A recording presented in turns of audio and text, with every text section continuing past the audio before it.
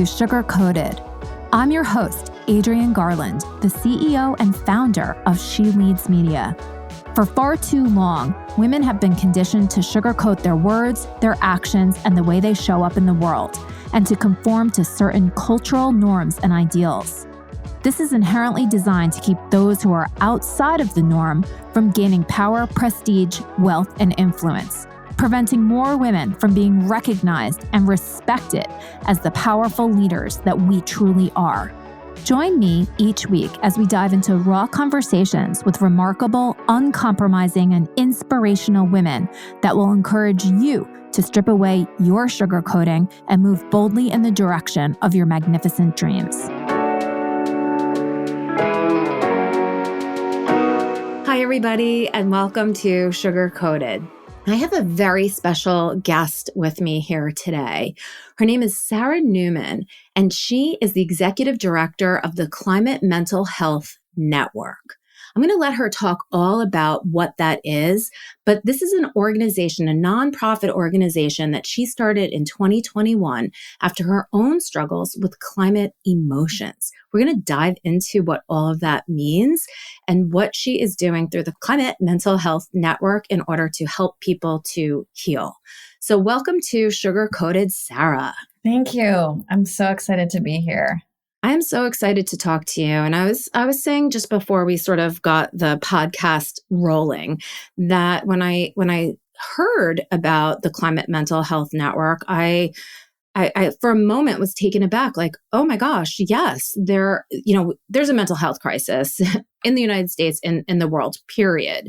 But if you think about the environment that this mental health is happening within, it's not just the circumstances, but it does extend to our actual environment. There's a lot of stress about our future, period, as a human species, right?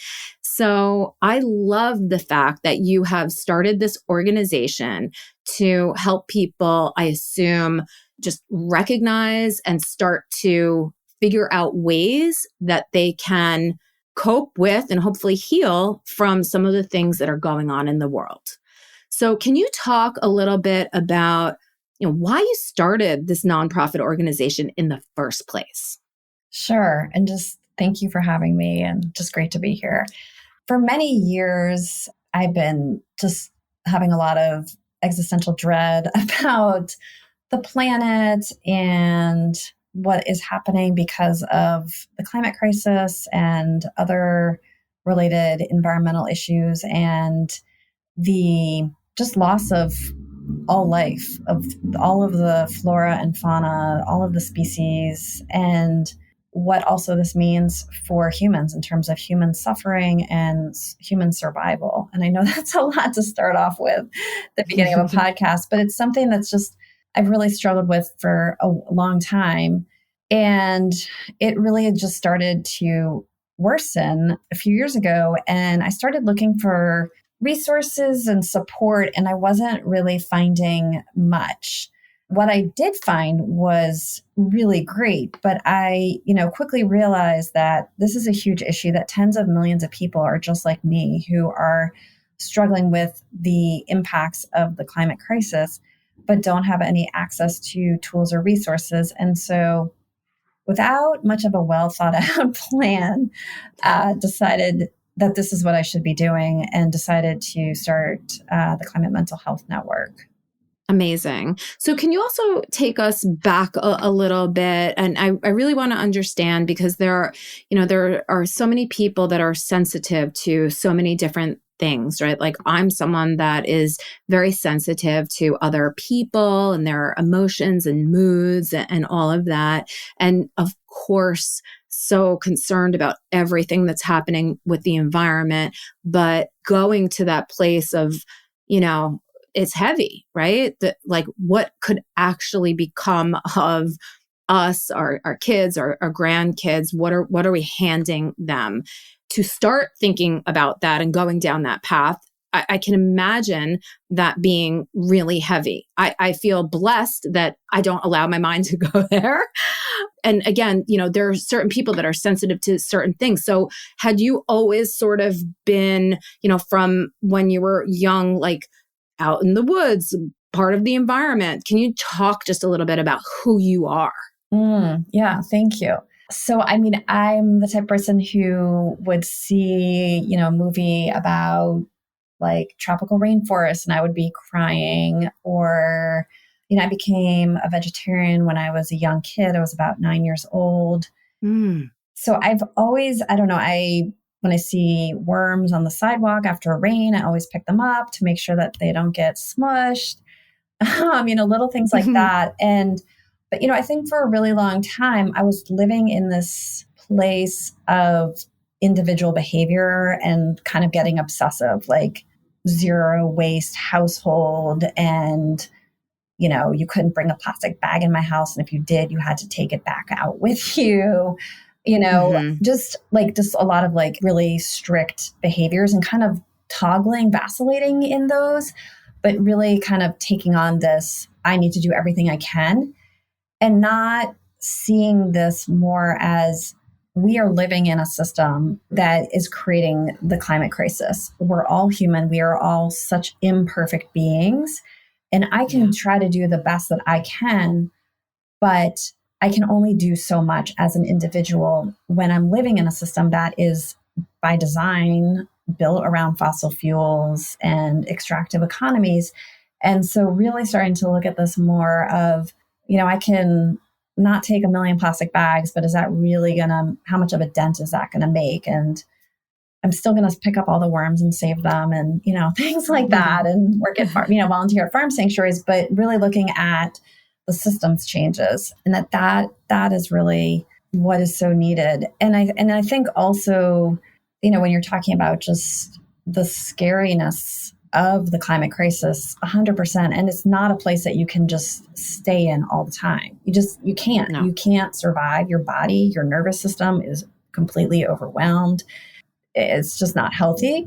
And so it's really, a lot of this is about when you are engaging in the climate crisis, how are you doing that in a place in a way that is mindful and supportive and not overwhelming and not, causing you to feel burned out, but, ultimately can potentially still be nourishing. Yeah. And so that seems to me to be what the mission of the Climate Mental Health Network is, right? Because it's that spectrum that we can go to in our minds. Like, there's no hope, right? Or digging our head in the sand.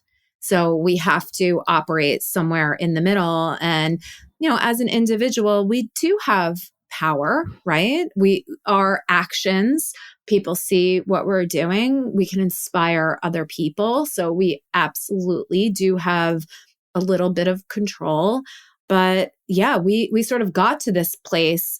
And I talk about this a lot because of these systems that were created a long time ago without the knowledge that we have today. So was it right for the long term? No. But did they know that back then? I don't know. Maybe. But there are so many systems that are in place today that do need to be reevaluated and reimagined. I mean, everything, like you're saying, from our energy, the way that we use energy, our corporate structures, like everything needs to be reimagined because our current systems are not for humanity. They're for something else that is just not helping us, So I'm right there with you. I think I can really relate. I'm obsessed about like how corporate structure is not designed to help humanity. It's designed for a very small portion of the population who then get to make decisions probably all about climate and everything else that just doesn't consider us and our long-term survival. So I'm right there with you. Yeah. Just, I think, from a different perspective. Yeah. But also, can you talk about, because something else similar that we share, although it seems like you probably had a lot more fun than I did. You were also in the media industry, but it looks like from like on the film side of things. So can you talk a little bit about that too? Because that's super interesting. Sure. This is one of those random, like you're planning life and, life happens while you're making other plans type of things.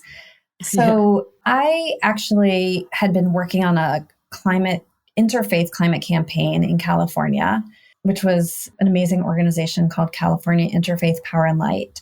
And then I was there for several years. And then I went to UCLA to get a master's in public health. And I was studying primarily environmental health issues, but also media and health, and how media can be a tool to really promote health issues and, support behavior changes.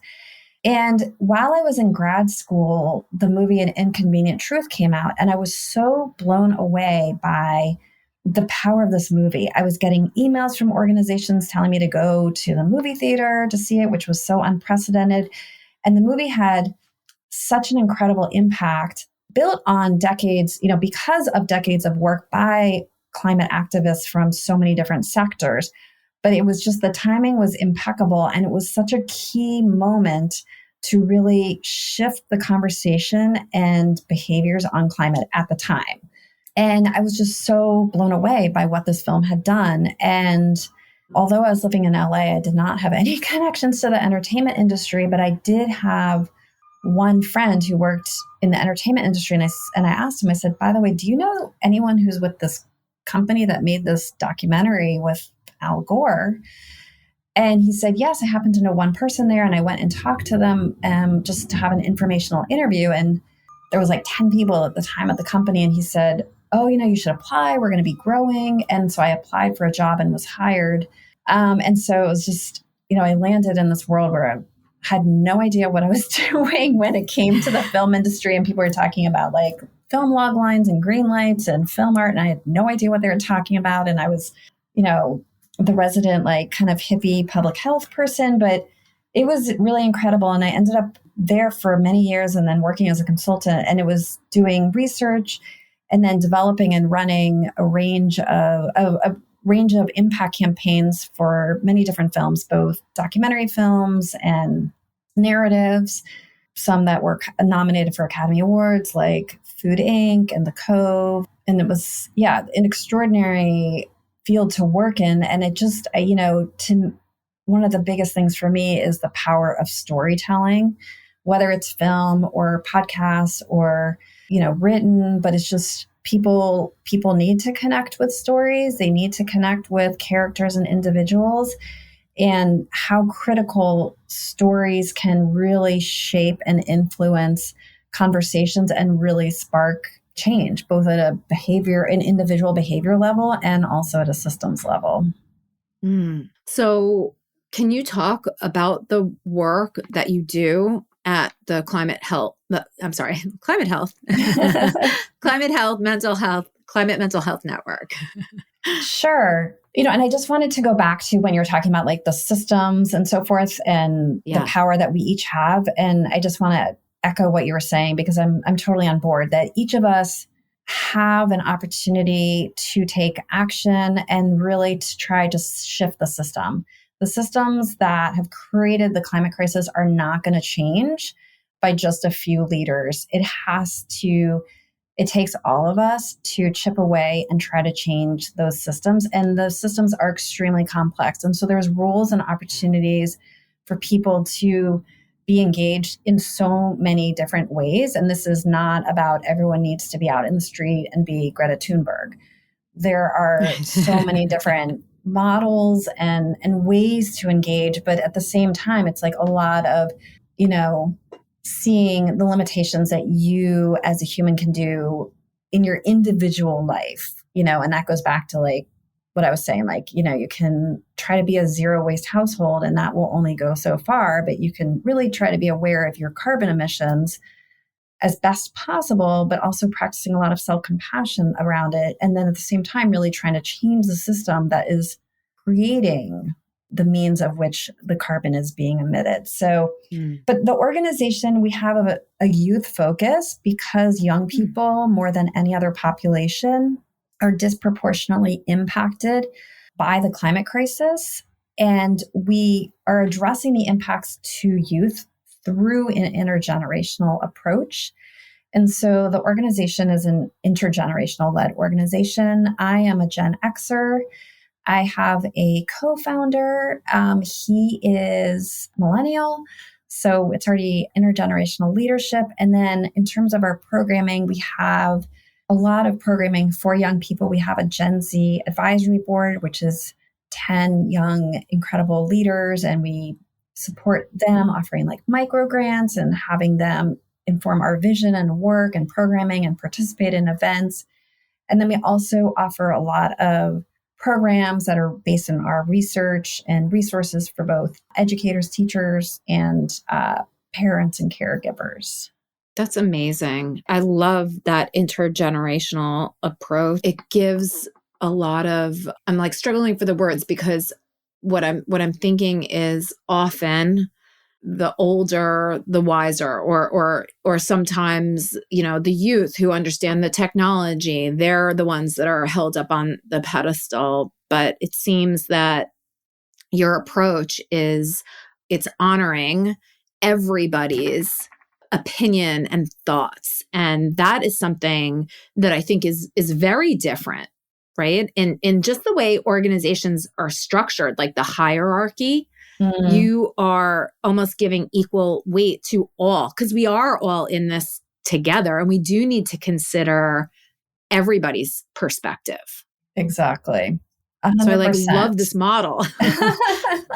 Yeah. That's great. And I feel, one, there's a lot of research showing that by this great group called Co-Generate, and it's research showing different generations wanting to engage across generations on both climate and mental health.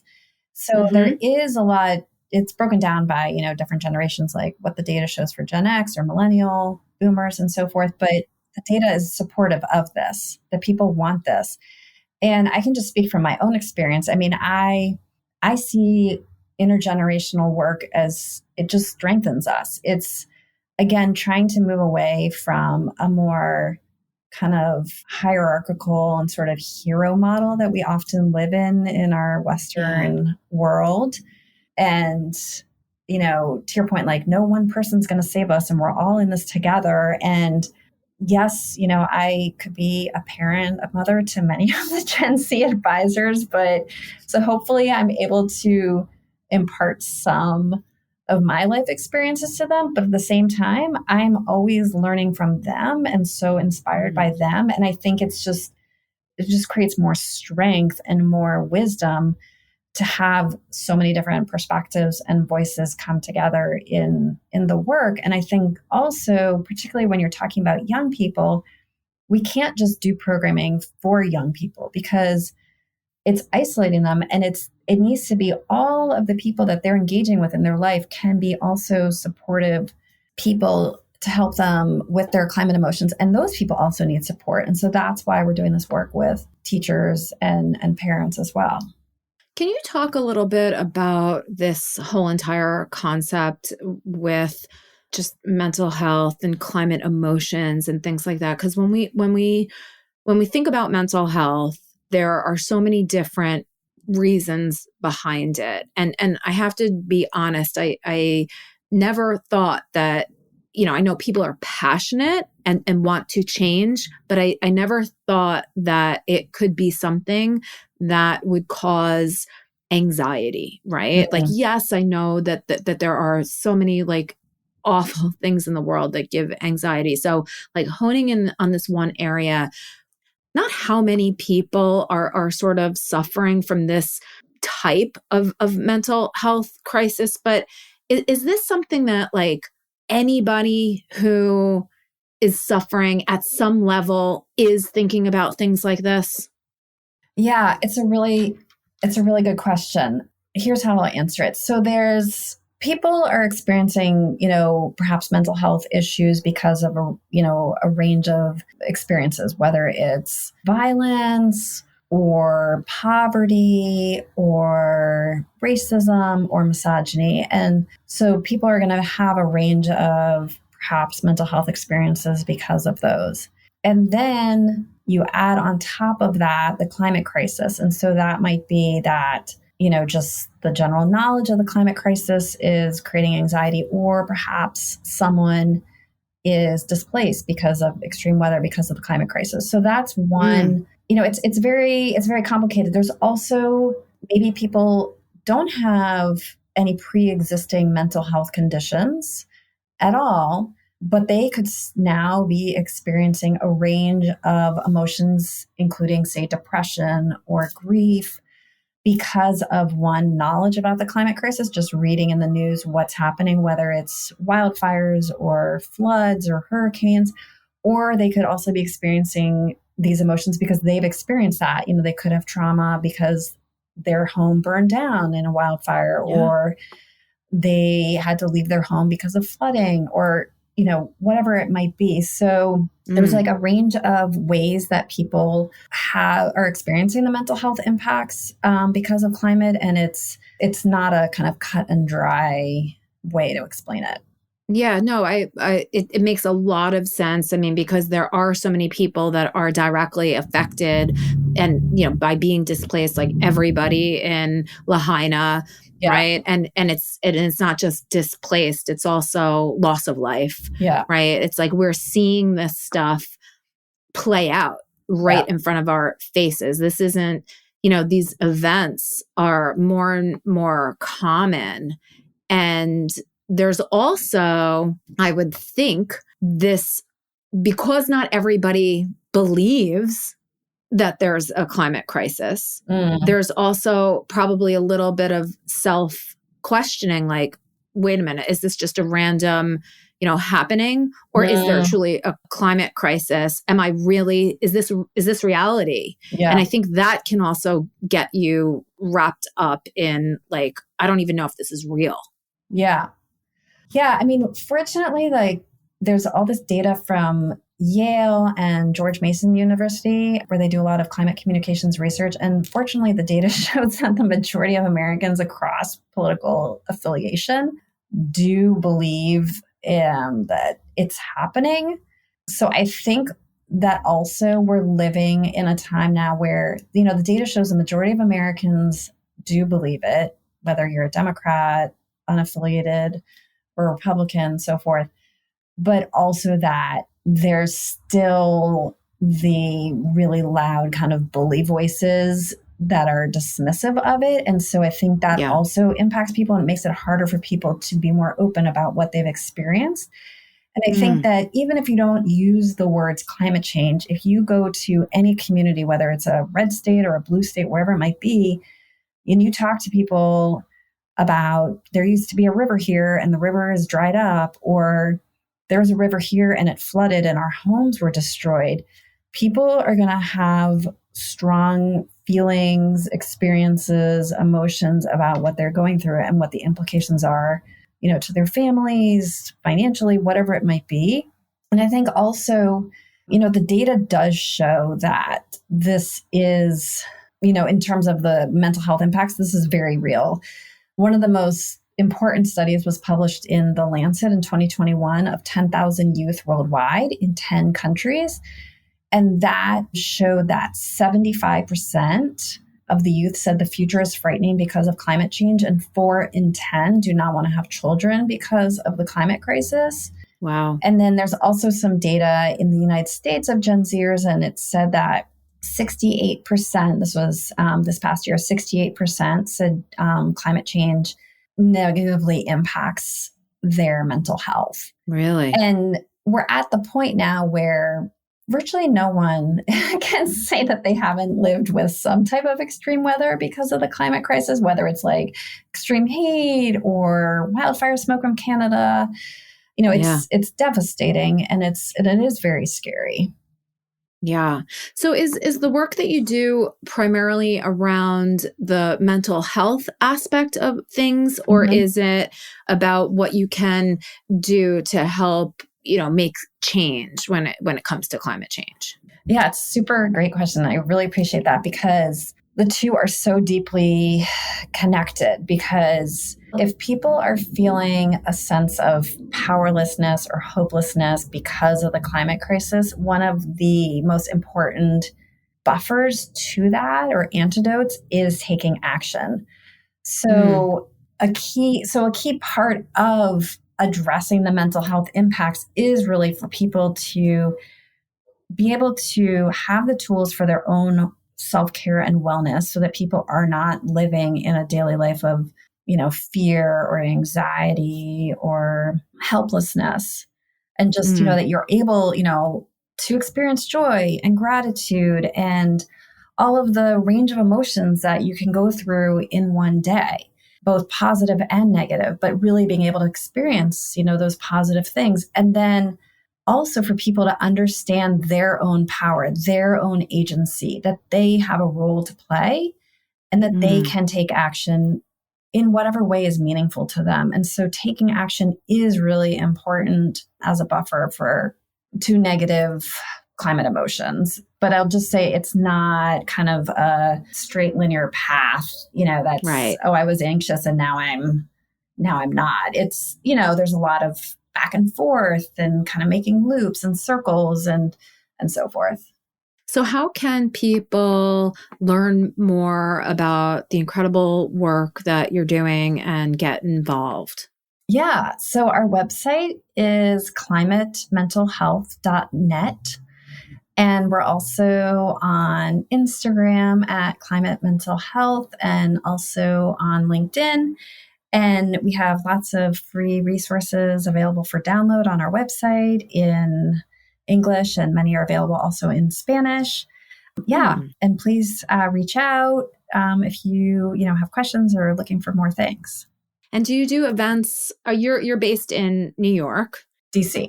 in DC. Yeah. Sorry, I No, knew it's you were okay. on East Coast. I wasn't quite Yeah. sure. So East Coast. Do you do events all over the country? So most of our events are online. So yes, thanks for Hmm. bringing that up. So we have lots of online events. We have one coming up in October for World Mental Health Day that will be Oh, geared great. for parents. We have done one event in person in Los Angeles, and we're doing another one next week in person for Climate Week NYC. Awesome. Oh my gosh, that's so exciting. I actually won't be here next week as we're recording this. I teach at Rice University Oh, and their online MBA program, and we do global field experiences. Actually, it's funny, one of the client companies that we're working with is deals with just carbon offset and climate change and helping companies to be more responsible, it's great. which is amazing. Yeah. So I'll be in Bogota, Colombia next Wow. week instead of New York City. So otherwise, I definitely would have come. This sounds so interesting. Sarah, I am thrilled to know you. I love the work that you're doing. I think it's so important for people to recognize that there are these, I think larger, more looming things that are happening that are having an impact on us that sometimes we don't recognize, right? It's like that beat in the background or that sound that when it shuts off, you realize that it was very loud, and so I think it's something that we all need to sort of ask ourselves and also understand that our kids or grandkids, they are going to have to deal with this. So we do know, we do need to know, we need to be armed with the information so that we can help them. Right. So I just totally love everything that you're doing. And I'm so excited that my good friend Jerry Connolly introduced me to you, and that he is mid-career, Yeah. which I think is like another really great message for all, everybody. Of course, the audience of Sugar Coated is primarily made up of women, but our mutual friend is mid-career and he's completely switching what it is that he's doing to focus on issues like this. And it's so inspiring. Yeah. right? So if he can do it, Yeah. anybody can. And you too, right? A big pivot from the film industry into Mhm. starting your own nonprofit organization that's doing really great things and making an impact. So that is incredibly inspiring to me, and I'm sure to everybody else who's listening. So thank you so much for being here today with the Sugar Coated audience. Just a huge thank you just for having me here. I just love what you're doing with this podcast and the stories that you're trying to share and tell, and about just really, that vulnerability that we need to have in these conversations. And I will very much share that, like, starting an organization and shifting careers like this is not easy. This is not a walk in the park. No.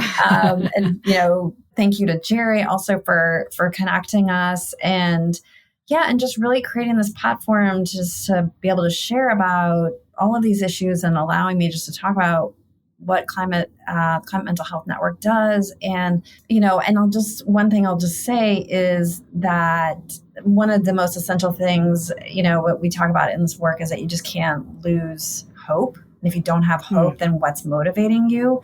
And I think that just applies to so many things in our lives. This is not just about the climate crisis, and this is not just about having like a Pollyanna sense of hope, but it's really taking what a woman named Joanna Macy has coined active hope, and it's really doing that intentional work and steps to building that world that you envision and that you want. And that can be in like a very personal way, whether it's in your career or what we're trying to create here with addressing the mental health impacts of the climate crisis. And so I just feel like what you're doing this podcast is really giving a space for people to just share the challenges of that journey.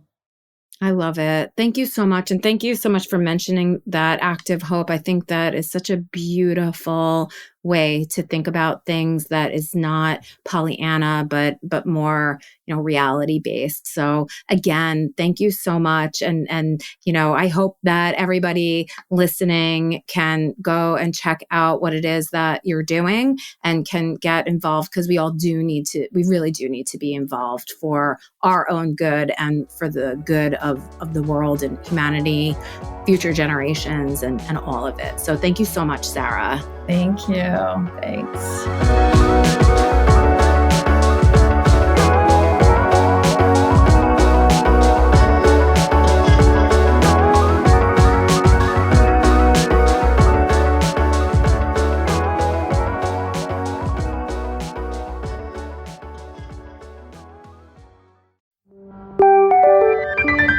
This is the She Leads Podcast Network.